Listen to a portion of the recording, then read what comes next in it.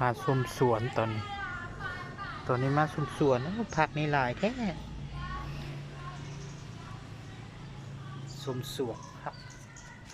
ที่เราปลูกครบสุดตืดผักกำลังขึ้นใส่ค้างกันงามสุดนี่ก็งานกำลังผักอีตู้ผักบุ้งหลายๆผัก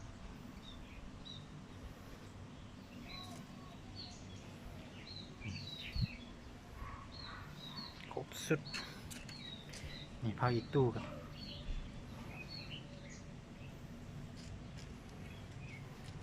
มะเขือยาวยังน้อยอยู่ผักเวลุพามะเขืออันนี้มะเขืออันนี้มะเล่นกำลังออกดอกแคต้นดอกแคต้นมะเล่นกำลังเป็นดอกอยู่อันนี้ผักนี่มันแก่ผัก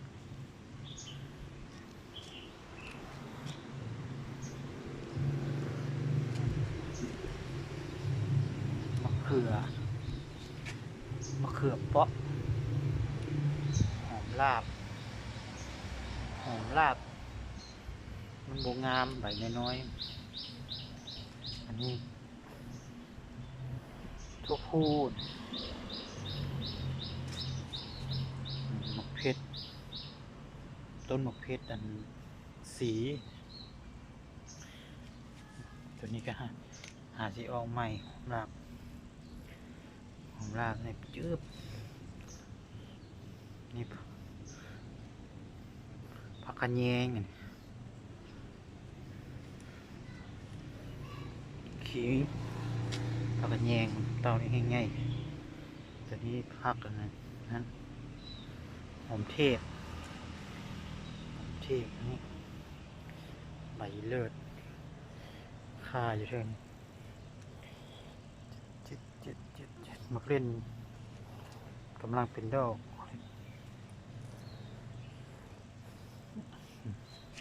หมกฮุงนี่ใหญ่ละใหญ่อยู่ได้เอาถุงยางมาใส่มัด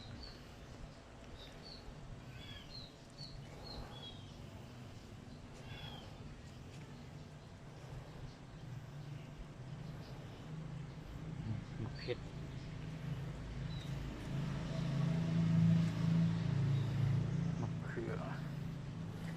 ือพวงหัวสีไข่หัวสีไข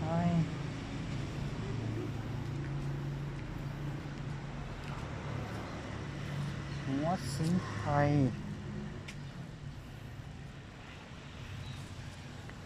อันนี้ก็กำลังออกอันนี้ก็หัวสิงไข่เครื่อง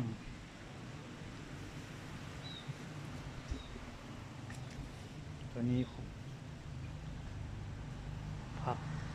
ขาวทองนี่อะโวคาโดผักบุ้งใบเตยหัวข่าก็มีเด้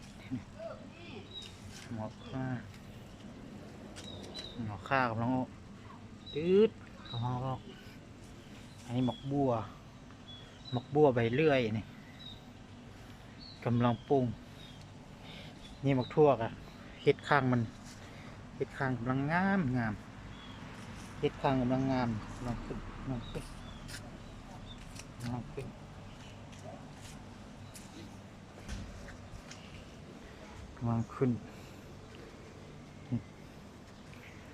กฮูงนี่ก็เป็นมากเดียวกำลังสวยอันนี้กับหมักเพชรกำลังเป็นดอกอันนี้ก็ยังน้อยอยู่จืดเพ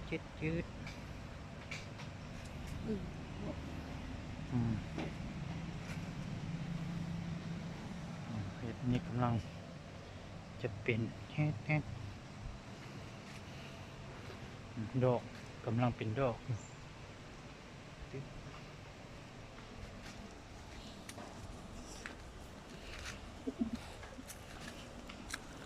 นี่นี่กำลังจะเป็นมากใหญ่มากใหญ่มันเป็นมากใหญ่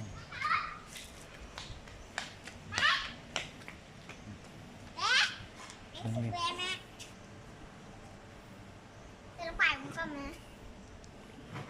พากีเลือดหลายขึ้น